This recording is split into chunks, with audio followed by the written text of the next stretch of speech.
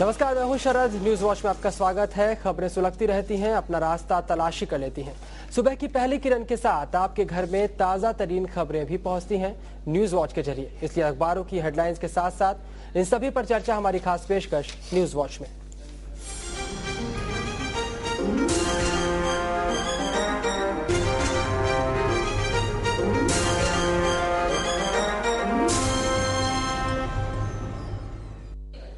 News watch में आज हमारे साथ हैं कांग्रेस से राजेंद्र चौबे जी, बीजेपी से गौरांग दमानी जी, अशरफ आजमी जी रहेंगे एसपी से हमारे साथ। इसके अलावा गोरखनाथ मौर्य रहेंगे जनहित पार्टी से। इन सभी से हम चर्चा करेंगे, लेकिन आइए पहले देखते हैं क्या है आज के अखबारों की हेडलाइंस।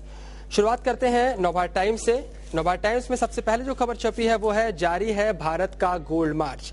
महिला पहलवानों और निशानेबाजों ने बाजी मारी एक बार फिर से। कॉमनवेल्थ गेम्स में भारत का गोल्डन मार्च जारी है। भारत ने शुक्रवार को 6 पीले तमगे और हासिल करके 20 स्वर्ण के साथ दूसरे स्थान पर अपनी स्थिति और भी ज्यादा मजबूत कर ली है। निशानेबाजों, पहलवानों और तीरंदाजों ने अप्रतिम प्रदर्शन करके इंग्लैंड और कनाडा को पदक तालिका में काफी पीछे कर दिया। आपको बता दें कि भारत के पास कुल मिलाकर 20 गोल्ड मेडल हो चुके हैं। एक और खास खबर जो मुंबईकरों को परेशान कर सकती है वो ये है कि बढ़ सकती है बिजली की दरें। बेस्ट ने बजट में दिखाया 516.13 करोड़ का घाटा, यानी बेस्ट भी यहां पर बिजली की दरें बढ़ा सकता है। एक और खास खबर जो आज प्रमुखता से छापी नवभारत टाइम्स से वो है कि नक्सली हमला हुआ है एक बार फिर से गढ़चिरौली में और 2 छात्रों सहित 7 की मौत हुई है। यहाँ पर महाराष्ट्र छत्तीसगढ़ सीमा पर एक बार फिर से नक्सलियों ने जवानों पर हमला किया है। 2 अलग अलग घटनाओं में 2 मासूम बच्चों समेत 7 लोगों की मौत हो गई। खास बात यह है कि इस बार छात्र भी बने हैं नक्सली हमले का शिकार। एक और खास खबर की युवती के साथ रेप करने वाला पुलिसकर्मी अरेस्ट हुआ है।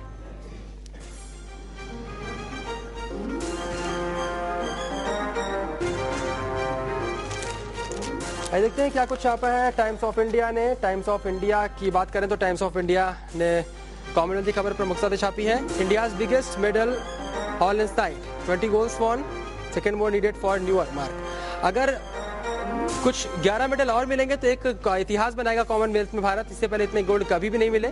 यहाँ पर टैली भी है। ऑस्ट्रेलिया नंबर 1 पर है, इंडिया नंबर 2 पर है। इंग्लैंड सिर्फ 1 स्वर्ण पदक दूर यानी 19 मेडल पाकर नंबर 3 पर है। यहाँ पर इंग्लैंड खतरा बन सकता है।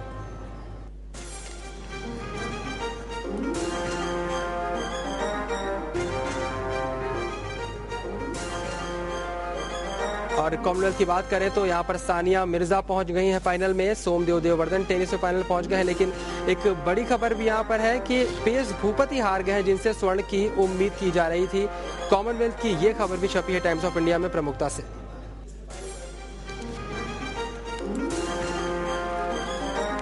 बात करें इंडियन एक्सप्रेस की तो इंडियन एक्सप्रेस ने खास खबर छापी है। Nashik women brings homes first individual track medal in 52 years. आपको बता दें कि नासिक की एक लड़की ने इतिहास रचा है। इनका नाम और तस्वीर आप देख लीजिए। इनका नाम है कविता, जिन्होंने कुल मिलाकर 52 साल बाद किसी भी first individual medal in 52 years in running event at the Commonwealth games, यानी 52 साल बाद किसी महिला को या किसी भी खिलाड़ी को एथलेटिक्स में मिला है कोई भी मेडल। नासिक की एक लड़की ने, नासिक की कविता ने रचा है एक इतिहास।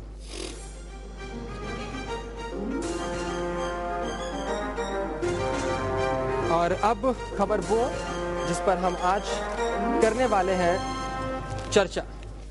स्टेट टू मेक लवासा पे पेनल्टी ऑन डील्स। यहाँ पर लवासा को क्लीन चिट दे दी गई है सरकार की ओर से। नारायण राणे राजस्व मंत्री ने दी है क्लीन चिट। इस खबर पर आज, इस बड़ी खबर पर हम आज चर्चा करने वाले हैं। आपको बताते हैं इस खबर के बारे में और भी कुछ खास हम आज करने वाले हैं। जिस खबर पर चर्चा उसे तमाम अखबारों ने सुर्खियां बनाया है अपनी। स्टेट टू मेक लवासा पे पेनल्टी ऑन डील्स, ये लिखा है हिंदुस्तान टाइम्स ने। कई मराठी अखबारों ने भी इस खबर को प्रमुखता से छापा है। प्रहार लिखता है लवासा ला ग्रीन सिग्नल। आपको बता दें कि 1,40,000 करोड़ रुपए के इस प्रोजेक्ट को राजस्व मंत्री नारायण राणे ने क्लीन चिट दे दी है। राणे कहते हैं लवासा में कोई धांधली नहीं हुई है। लवासा हिल सिटी पूरे शहर की 25,000 एकड़ जमीन पर फैली हुई है। लवासा सिटी में कई तरह की अनियमितताएं सामने आई थी। कई नेताओं से भी इसके नाम जुड़े थे, लेकिन अब सरकार की ओर से मिल गया है लवासा को ग्रीन सिग्नल। लवासा में जो अनियमितताएं थीं उन्हें रेगुलराइज करने का प्लान तैयार किया जा रहा है। आखिर सरकार ने ऐसा क्यों और कैसे कर दिया? क्या इसके पीछे कोई समझौता है? विरोधी पार्टियां इस तरह के सवाल भी उठा रही हैं और इसी बड़ी खबर पर हम आज करने जा रहे हैं चर्चा। सबसे पहले चलते हैं बीजेपी के गौरांग के पास। क्या लगता है आपको अचानक क्यों नारायण राणे ने ग्रीन सिग्नल दिया? सबसे पहले एक हम खास बात पे गौर करना चाहिए कि कांग्रेस ने कितनी प्रगति की है करप्शन में। जी। जब राजीव गांधी जी का 64 करोड़ का बोफर्स का स्कैंडल आया, आज जो भी करप्शन करता है कांग्रेस और एनसीपी मिलके वो हजारों करोड़ में करता है। जो लवासा की जमीन की जो इरेगुलरिटी थी, जो मतलब लोगों को पता है कि इतना करप्शन हुआ है, फिर भी हरी झंडी दे रहे हैं, तो आम आदमी कहाँ जाएगा? अपने आंख के सामने इतनी लूटपाट मची हुई है अपने देश में, इतनी बेरहमी से लोगों को लूटा जा रहा है, आदिवासियों को वहां से खदेड़ दिया जा रहा है, फिर भी माननीय नारायण राणे जी कह रहे हैं कि ग्रीन चिट है, थोड़ी बहुत पेनल्टी भर के आप निकल जाइए। हम तो कहते हैं इस पे व्हाइट पेपर होना चाहिए, पार्लियामेंट में इसकी जांच होनी चाहिए। इतना बड़ा स्कैंडल है और उनको छूट दी जा रही है।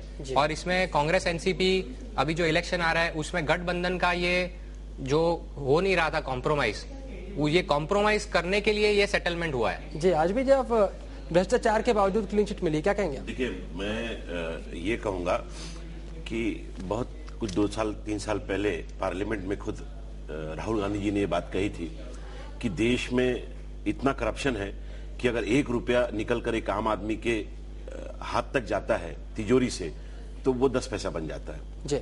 लवासा, मुझे ये पढ़ के, ये जान के, न सिर्फ मुझे बल्कि महाराष्ट्र के हर शहरी को इस बात की थोड़ी सी जानकारी तो हो गई कि अगर सरकार चाहे तो कितनी भी बड़ी जमीन किसी को भी दे सकती है, लेकिन एक गरीब आदमी के झोपड़े को एक्ट के नाम पर, कानून के नाम पर तोड़कर उसको बेघर करने का काम ये सरकार और बाकी के लोग बड़ी आसानी से कर देते हैं। कितनी? 1,25,000 एकड़ जमीन, और उसके बाद सिर्फ ये सजा। उसमें आप ये जान के हैरत करेंगे कि 292 एकड़ जो जगह है वो आदिवासियों की है, और आदिवासियों की जमीन कोई नहीं खरीद सकता। अगर कोई छोटी सी बात हो जाएगी तो उसके पीछे लोग पड़ जाएंगे। लेकिन यहां पर सिर्फ 102 एकड़ जमीन को रेगुलर परमिशन था, बाकी की जमीन इसी तरह ले ली गई, और लेने के बाद अब सिर्फ यही जवाब है कि उनको पेनल्टी मार के दे दिया जाएगा। ये कोई तरीका है क्या? ये लूट खसोट करके ये महाराष्ट्र को कहां ले जाना चाहते हैं? किसान आत्महत्या कर रहा है, नौजवानों के पास काम नहीं है, आज समुदाय जो है वो असंतुष्ट है, और लोग बेरोजगार होकर अपनी रोजी को कमाने के लिए 18 घंटे के बाद भी अपने बच्चों के मुंह में निवाला नहीं पहुंचा पाते, और ये बड़े लोग पूरी ताकत के साथ ये दौलत को लूटकर दूसरों की तिजोरी में डालने का काम कर रहे हैं। बिल्कुल इसकी सीबीआई इंक्वायरी होनी चाहिए। जी, कांग्रेस की सरकार कहां पर ले जा रही है? जो भी विपक्षी पार्टी है आपके पर इल्जाम लगा रहे हैं। सहमत तो नहीं हूं, क्योंकि भारतीय जनता पार्टी जहां भी सत्ता में आई है, अगर प्रगति हुई है, अगर नहीं बिल्कुल नहीं, वो प्रगति का असेसमेंट करने का आपको कोई अधिकार नहीं। वो पहले मुझे पूरा करने दीजिए, मुझे बोलने दीजिए। और अभी कर्नाटक में भी भारतीय जनता पार्टी की सरकार पर भ्रष्टाचार का आरोप लगा हुआ है। अभी लगा हुआ है, तो भारतीय जनता पार्टी सबसे बड़ी बात यह है कि अगर भारतीय जनता पार्टी कर्नाटक में भ्रष्टाचार करती है, मध्य प्रदेश में करती है, गुजरात में करती है, तो महाराष्ट्र में आपको भ्रष्टाचार करने की क्लीन चिट कौन देता है? ऐसा नहीं है। वाली बात तो मुझे बोले, अभी भाई साहब ने कहा कि 1,25,000 एकड़, 1,25,000 एकड़ नहीं है, खाली 25,000 एकड़। 25,000 एकड़ कुछ छोटी जमीन नहीं, कम होता है क्या? और वो भी प्राइवेट लैंड है, उसमें भी सुन लीजिए, पहले एकदम बेस गाइड करने का काम चल रहा है। मैं आपको चैलेंज के साथ बोलता हूँ कि 70% जमीन प्राइवेट है। प्राइवेट लोग क्या, अगर प्राइवेट लोगों ने अपनी जगह, मेरी जगह है, मैंने मान लीजिए आपको बेचा, बेची जाती है, वो देखिए प्राइवेट लैंड के डेली का मेरा कहने का एक ही बात है कि पूरे प्रकरण में 70% प्राइवेट लैंड है। हाँ, कुछ बातें जैसे कि इनको परमिशन था कि आदिवासी जो लैंड है वह 102 एकड़ लेनी चाहिए थी। अगर वहां पर उन्होंने 292 एकड़ लिया है तो निश्चित उनके ऊपर एक्शन होना चाहिए। क्यों नहीं हुआ? क्या एक्शन? ये बात आप भी मान रहे हैं? आप ये मांग करेंगे क्या? आदिवासी एक्ट के माध्यम से मैं मांग करता हूँ ना, आदिवासी एक्ट के अंदर क्या किया जा रहा है? रेगुलर कर रहे हैं कि देखिए, पेनल्टी की बात होती है तो पेनल्टी की ऐसी चीज होती है कि ये मुंबई में भी देखा जाए तो ये एक्ट में है। जो बीजेपी महानगर और लवासा की बात कीजिए, लवासा की बात कीजिए, बीएमसी को भी राइट है। देखिए, बीएमसी को भी राइट है। चलिए मैं आपको बोलता हूँ, चलिए 2000 तक के जो लोग हैं आदिवासियों के लिए राजेंद्र जी रेगुलराइज करने का काम किया, हम लोग मांग कर रहे हैं। एक लीगल वे में जिन लोगों ने गरीब आदमी झोपड़े बनाए हैं, चलिए आइए उनको रेगुलाइज कीजिए, उसको तोड़ दिया रेगुलाइज कीजिए। आप अगर आप किसी बड़े नेता की जमीन अगर आप मुंबई के घोड़े को पूंजीपतियों के लिए अगर आप में जो एक सड़क बनाई जा रही है, इलेक्ट्रिसिटी प्रोवाइड की जा रही है, देखिए अगर आप लवासा के प्रोजेक्ट और मुंबई के झोपड़े से जोड़ते हैं, ये तो राजेंद्र जी यहाँ पर राजेंद्र जी एक सवाल है। नारायण राणे और मुख्यमंत्री गए थे दिल्ली में मुख्यमंत्री से सवाल पूछा गया, मुख्यमंत्री ने माइक नारायण जी के आगे कर दिया। मुख्यमंत्री इस मामले पर कुछ बोलना नहीं चाहते। नारायण राणे दिल्ली में बयान देते हैं कि हम कार्रवाई करेंगे इस पूरे मामले पर, लेकिन जैसे ही वो दिल्ली से आते हैं महाराष्ट्र के अंदर उनका बयान बदल जाता है। आखिर ऐसा क्यों होता है? दबाव किस बात का है? नहीं, देखिए ये निश्चित सरकार सत्ता में है। एक ये मुझसे पूछ रहे हैं, जवाब आप दे रहे हैं, मुझे जवाब देने दीजिए। सब जवाब देने का ठेका आपके पास नहीं है। राजेंद्र जी जवाब दीजिए, जवाब पर सवाल ही आपसे करेंगे, आप जवाब दीजिए। कहता हूँ कि देखिए ठीक है, ये महाराष्ट्र सरकार है, उन्होंने लैंड की ये डीलिंग किया हुआ है, टूरिज्म को डेवलप करने के लिए वो प्रोजेक्ट दिया हुआ है, और निश्चित है इसके लिए आप आदिवासियों की जमीन ले लेंगे? नहीं, आदिवासियों के साथ खिलवाड़ करेंगे? पहले बात देखिए, टीवी9 के पास ऐसे बहुत से प्रूफ, ऐसे बहुत से लोग मौजूद हैं जो अपने दुख को सुनाया करते हैं। कहा है कि आदिवासी एक्ट में जो भी आदिवासियों के खिलाफ में अन्याय हुआ है, मैं तो कहूंगा आदिवासी एक्ट के अंदर वहां के डेवलपर को, वहां के मालिक को सजा मिलनी चाहिए। ये बात आप कहते हैं तो आपकी सरकार के मंत्री क्यों कह रहे हैं? यही सवाल हमारा भी है। स्वागत करते हैं आपकी। मैं सिर्फ इतना कहूंगा, एक चीज मैं ये बताना चाहता हूं कि जो लोग आज कब्जा करके कुछ जमीनों पे बैठे हैं, एक गरीब आदमी झोपड़ा बना के बैठा है, चलिए आइए रेगुलाइज कीजिए। आज तक जो झोपड़े हैं उनको रेगुलाइज करने का काम कीजिए। 2000 तक के झोपड़ों को रेगुलाइज करने के नाम पर आज तक कोई आदेश नहीं आया। ये बिल्कुल झूठ कर रहे हैं, बिल्कुल झूठ कर रहे हैं। सुनिए, 2000 तक के झोपड़ों को रेगुलाइज करने का खुद महाराष्ट्र सरकार का प्रपोजल है। सुप्रीम कोर्ट में आप जैसे लोग कुछ नहीं, आपको इसकी जानकारी नहीं है। सुप्रीम कोर्ट में एक एनजीओ कोर्ट में गई है, उस एनजीओ के कारण ये मामला अटका हुआ है। ये कोर्ट का मैटर है, महाराष्ट्र सरकार का तो प्रपोजल है, महाराष्ट्र सरकार का प्रपोजल है कि 2000 के झोपड़ों को रेगुलाइज करें। राजेंद्र जी एक सवाल यहाँ पर यह भी है, क्या कोई राजनीतिक समझौता भी इस बीच में हुआ है? एनसीपी पार्टी का दबाव क्या कांग्रेस के ऊपर कोई ऐसा है? देखिए ऐसा आपको कुछ लगता है क्या? मैं बहुत ही छोटा आदमी, और निश्चित है मैं इस बात पर उसे कह नहीं सकता हूं, लेकिन इतनी बड़ी डील है, जहां भी इतनी बड़ी डील जो चीज होती है, समझिए कहीं ना कहीं ऐसा होता है कि बीजेपी के राज्य में लोग माला फेरते हैं, तुलसी की माला, और दूसरों के राज्य में लोग पैसे का लेन देन करते हैं। ये इनकी एक समझ है। वो आप कोई भी बड़े प्रोजेक्ट छोड़ दीजिए, जहां भी एक्विजिशन की बात होती है या होती है, अभी यूपी में मायावती है, जिनकी भावना है कि खाली गरीबों का ठेका उनके पास है, लेकिन उनकी भी जगहों पर लोग आंदोलन जिस तरह से लवासा के नाम पर लोगों को जो है कानून बनाकर उनको प्रोविजन लाकर पेनल्टी देकर रेगुलाइज करने का काम किया गया है। मैं नेताजी से यह जानना चाहता हूं कि क्या कांग्रेस की सरकार गरीब आदमी के साथ भी वही व्यवहार करेगी जो लवासा के साथ कर? राजेंद्र जी ये सवाल बहुत अहम है कि जो लवासा में किया गया, क्या यहाँ पर रहने वाले नवी मुंबई के झोपड़ों के जो लोग हैं, क्या उनके साथ ऐसा किया जाएगा? जो लोग कुर्ला में रहते हैं, जो लोग मुंब्रा में रहते हैं, क्या उनके साथ भी ऐसा किया जाएगा? जवाब दीजिए साहब। आप शायद भूल चुके हैं, उल्लासनगर को तोड़ने की बहुत बड़ी बात हुई थी, तो हाई कोर्ट का ऑर्डर था, लेकिन वहां भी हमारी सरकार ने रास्ता निकाला कि नहीं, कुछ तो कुछ उसमें करके पेनल्टी भर करके लोगों को इस ढंग से हम तोड़ नहीं सकते हैं। मुझे पूरा करने दीजिए, आप मैं उसका जवाब देता हूँ। जो आप कहते हैं, आप दिखाना चाहते हैं कि आप गरीबों को मसीहा है, उसका उदाहरण मैं दे रहा हूँ। लोग जो पैसे वाले लोग हैं उनके लिए सब जो है माफ है, उनके लिए गरीबों के लिए कोई चीज माफ नहीं है यहाँ पे। इसलिए हमारा ऐसा मुद्दा है, अगर लवासा के लोगों को बचाया जाता है तो मुंबई के पूरे महाराष्ट्र में जितने भी झोपड़े हैं सबको बचाया जाए, सबको बचाया जा रहा है। मतलब इस तरह सरकार को कुछ बनाना चाहिए कि जो अगर पूंजीपतियों के आज भी जो आप कानून बनाते हो वही कानून जो इस देश के गरीबों के लिए। राजेंद्र जी यहाँ पर एक बहन सवाल है कि पूंजीपतियों के लिए और गरीब आदमियों के लिए नियम अलग अलग कैसे हो सकते हैं? नहीं देखिए, मैं तो आपसे कहता हूँ कि जो पार्टी के जो लोग हैं, भारतीय जनता पार्टी के लोग हैं, इस डील के खिलाफ में सुप्रीम कोर्ट में हाईकोर्ट में जाइए, यू आर वेलकम।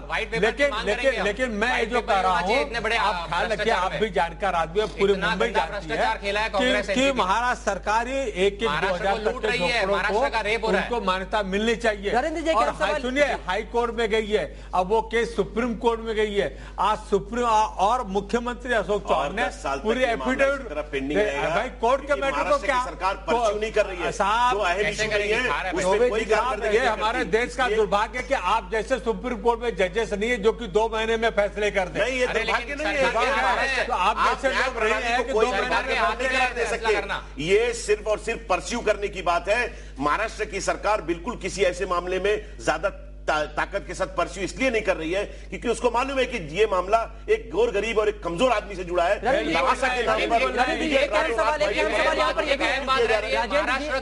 अहम सवाल यहाँ पर एक भी मेरा भी है कि आखिरकार मुख्यमंत्री इस बारे में बयान देने से बचते क्यों?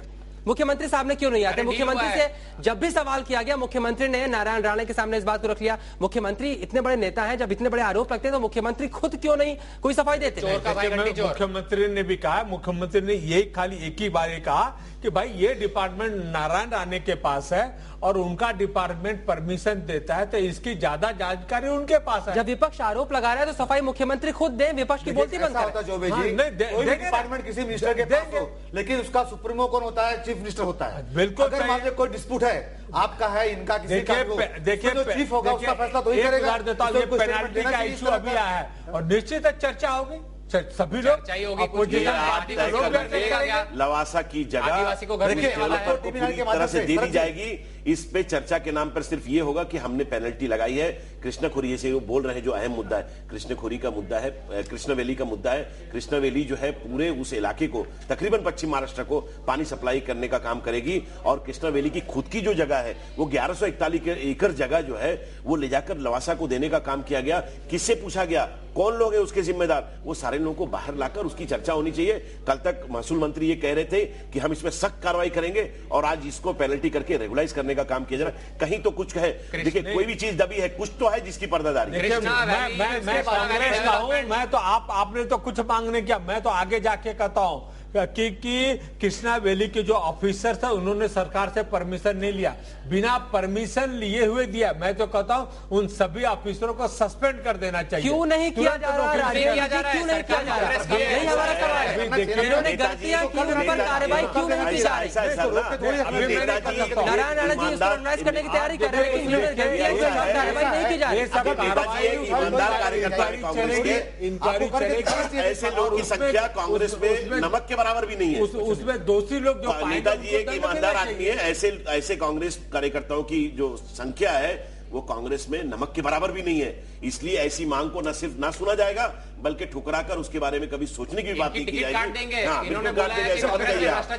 ऐसा मत कहिए आप, क्योंकि बिल्कुल नेताजी एक ताकतवर है, अपने इलाके में एक बड़े सक्षम आदमी है, बिल्कुल इनकी टिकट कट जाएगी अगर ऐसा ये कहेंगे। ये हकीकत है कि कांग्रेस पूरी ताकत के साथ, साहब ये भारतीय कांग्रेस का हाथ जो है वो बिल्डरों के साथ है, कमजोर आदमी के साथ। कोई नहीं देखिए आपकी टीवी दिखा रही है, लोग घरों को तोड़ने का काम किया जा रहा है। कोई मंत्री आके इस बात का राजेंद्र जी, विपक्ष यहाँ पर आरोप लगा रहा है कि कांग्रेस पार्टी में जो सच के लिए आवाज उठाता है उसकी टिकट कट जाती है। क्या कहते हैं आप? मैं उस बात से बिल्कुल ऐसा मत कहिए आप। कांग्रेस पार्टी ने मेरे साथ कभी अन्याय नहीं किया। अगर इतने इस लेवल पे मानने के बिल्कुल एक नगर सेवक लेवल के आदमी को अगर असंतुष्टि है इस मामले में, तो कांग्रेस के दूसरे नेताओं को क्यों नहीं? ये भी बहुत बड़ा अपने आप में सवाल होगा असंतुष्टि है। और पहली बात यह है कि वहां के जो आदिवासी लोग हैं, पहले उनको पानी बिजली की व्यवस्था की जाए, उसके बाद जो उसको किया जाए, उनको जमीन लौटानी चाहिए। आपने टीवी से देखा, एक महीने से दिखाया जा रहा है लवासा के बारे में, टीवी नहीं दिखा रही, चीज को ज्यादा उठा रही है कि वहां के बेचारे आदिवासी झोपड़े के बाद खड़े हैं, लाइट नहीं है, पानी नहीं, 2-2-3 किलोमीटर जाके पानी लाते बेचारे, उनकी जमीन उठा दी। उस इलाके में लवासा नाम का कोई गाँव है, मैं समझता हूँ कि पूना से मुंबई शहर के लोग भी जब से आप लोग दिखा रहे हैं उससे पहले कोई जानता ही नहीं था। वहां के लोगों को किस तरह से दबा के जमीनें ली गई है, किस तरह से उनको जो है मजबूर करके जमीनें ली गई हैं, ये हम भी जानते हैं क्योंकि मुंबई शहर पूरा वही देख रहा है। लेकिन मैं सिर्फ ये पूछना चाहता हूं कि उस बिल्डर के पास वो आदिवासी एक्ट के तहत जो लैंड एक्विजिशन का जो महाराष्ट्र का एक्ट है सीलिंग का, क्या उसके तहत जो आदिवासियों की जमीन ली गई है उसके ऊपर क्रिमिनल ऑफेंस रिकॉर्ड किया जाएगा या नहीं किया जाएगा, इस बात का जवाब कांग्रेस और एनसीपी राजेंद्र जी, ये बड़ा सवाल है, आखिरकार किया जाएगा कि नहीं, मामले दर्ज किए जाएंगे कि नहीं। देता हूं कि सहारा इंडिया ने भी मुलायम सिंह की मदद से पूरे भारत में ऐसे बड़े बड़े प्रोजेक्ट किए। अच्छा, और राजेंद्र जी, बड़ी अजीब सी बात है, आप महाराष्ट्र के मामले को बाहर क्यों ले जाते हैं? हम यहाँ पर लवासा सिटी की बात कर रहे हैं। अगर मायावती कुछ उत्तर प्रदेश में करती है, मुलायम सिंह यादव कुछ उत्तर प्रदेश में करते हैं, गुजरात में नरेंद्र मोदी करते हैं, तो क्या नारायण राणे या फिर अशोक चौहान जी को यहाँ करने का मौका मिल जाएगा? बिल्कुल, मैं ख्याल रखे उस चीज को मैं बिल्कुल, जो बात सही है वो बात आप कीजिए, आप दूसरे राज्यों से इस तरह के उदाहरण नहीं ले सकते। मुझे उदाहरण तो देने पड़ेंगे ना। नहीं, एक मिनट, अगर कुछ लोग सोचते होंगे कि मैं दूध का धुला हूँ तो मुझे बताना पड़ेगा कि आपके दूध में कहाँ ऑर्डर मिला हुआ है। पूरा काला है, आप हमारी विरोध की सरकार है बीएसपी की, नेताजी ने अगर कोई ऐसी बात की होती तो वो सामने आती, इस पे स्पष्टीकरण देने की कोई जरूरत नहीं है। आज महाराष्ट्र के अंदर एक कमजोर आदमी को दबाया जा रहा है, गोर गरीबों की कोई हिफाजत नहीं है, उनकी जमीन जायदाद को लूटा जा रहा है, और मैं सिर्फ यही जानना चाहता हूं कि उनके ऊपर जो एक्ट है आदिवासियों का, उसके ऊपर उनके ऊपर कार्रवाई की जाएगी या उनको पेनल्टी देकर रेगुलाइज करने के लिए काम किया जाएगा तो मुंबई शहर में हर उस गरीब आदमी को, आज तक के जिनके पास झोपड़े हैं, उनको रेगुलाइज करने का काम क्या यह सरकार करेगी? इस बात का जवाब इनको देना पड़ेगा। कांग्रेस ने जब भी आम आदमी की बात की है तब मुझे डर लगता है, क्योंकि आम आदमी का कत्ल होता है। जो भी आम आदमी के बारे में बात करता है जब भी कांग्रेस, तभी महंगाई बढ़ती है, लूटपाट होती है, आदिवासी के घर छीनते हैं। तो कांग्रेस की ये जो लूटपाट की नीति है वो कर्म बलवान है। आपको लोग बताएंगे, आपकी भाषा सुनिए, कर्म बलवान है। पेट्रोल के दाम राम नाईक ने 13 बार बढ़ाया, 13 बार। आप 14 बार कम किए, 14 बार कम किए, 14 बार कम किए, 14 बार कम किए, 14 बार कम किए। अच्छा काम कर रहे हैं। अगर राम नाईक ने अगर गलत किया तो आपने उस काम को क्यों? नहीं, राम नाईक जी ने 14 बार भाव कम नहीं किए, राम नाईक जी ने 14 बार भाव कम नहीं किए। बात नहीं है, वरना मैं बताऊंगा इंडियन ऑयल की मेरे पास रिपोर्ट है, हर चीजों के फायदे में चल रही है सरकार, लोगों को गुमराह कर रही है। अच्छा जी, हम आते हैं, हम लवासा में लौट के आते हैं। क्या आपको लगता है कि लवासा के मामले में कांग्रेस को कहीं ना कहीं एनसीपी का कोई दबाव था, समझौता हुआ है? बहुत ही गहरी बात और एक सोचने जैसी है कि कृष्णा वैली डेवलपमेंट कॉर्पोरेशन, जब महाराष्ट्र में 1 मेगावाट भी नया उत्पादन नहीं हुआ है पिछले 10-12 साल में, और कृष्णा वैली डेवलपमेंट कॉर्पोरेशन जो सरकारी संस्था है उनको काम दिया है, बजाय कि वो इलेक्ट्रिसिटी जनरेट करे, वो हजारों करोड़ का भ्रष्टाचार कर रही है। लोग इलेक्ट्रिसिटी नहीं है, लोग मर रहे, फार्मर शेतकरी आत्महत्या कर रहे हैं, और उसके बजाय इधर हजारों करोड़ का भ्रष्टाचार चल रहा है और इसको रेगुलराइज किया जा रहा है। तो बीजेपी के तरफ से मैं इतना कहना चाहूंगा कि इस पे व्हाइट पेपर निकले, पार्लियामेंट में चर्चा हो, सीबीआई का चर्चा होनी चाहिए, उसका इन्वेस्टिगेशन होना चाहिए। 1.5 लाख करोड़ का प्रोजेक्ट है और कितने आदिवासी बेघर हुए, कितने लोगों की हाई ले रहे हैं कांग्रेस पार्टी। लगता है आपको? आपको विनती करता हूं कि आपकी पार्टी को बताइए कि इसके खिलाफ हाई कोर्ट में जाए जो आज। तो हम जा ही रहे ना, इसे TV9 है, हम आपको क्या लगता है कि कोई जांच होनी चाहिए इस पूरे मामले पर?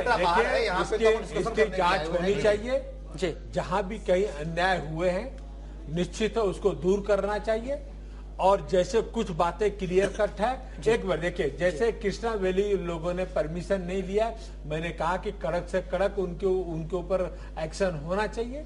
आदिवासियों के प्रति अगर कहीं अन्याय हुआ है तो निश्चित जो आदिवासी एक्ट है देखा जाए तो उसमें ऑफिसरों को और फॉरेस्ट एक्ट, आदिवासी एक 2 एक्ट ऐसे सुन लिए जिसमें वक्त यहाँ पर मैं आपसे जवाब लेना चाहूंगा, वक्त यहाँ पर मैं आपसे जवाब लेना चाहूंगा कि अगर आपको लगता है कि जिनके साथ ज्यादती की गई है उनकी ज्यादती को दूर करना चाहिए, और बिना ज्यादती को दूर किया अगर आपके मंत्री ने ऐसा किया तो क्या सही किया उन्होंने? नहीं, अगर बिना ज्यादती को दूर किया है तो गलत किया है। कांग्रेस नेता खुद मानते हैं कि नारायण राणे जी ने गलत किया है। हमारा सवाल भी आज का यही है कि लवासा को सरकार की क्लीन चिट के पीछे कोई समझौता है क्या? अपना जवाब हमें एसएमएस के जरिए भेजें। एसएमएस भेजने के लिए पहले लिखें न्यूज वॉच, फिर स्पेस देकर हाँ के लिए वाई लिखिए और ना के लिए एन लिखकर भेज दीजिए 56000669 पर। अपनी राय आप भी हमें भेज सकते हैं, बता सकते हैं कि क्या कोई समझौता किया गया है, लवासा को ग्रीन सिग्नल आखिरकार क्यों दिया सरकार ने।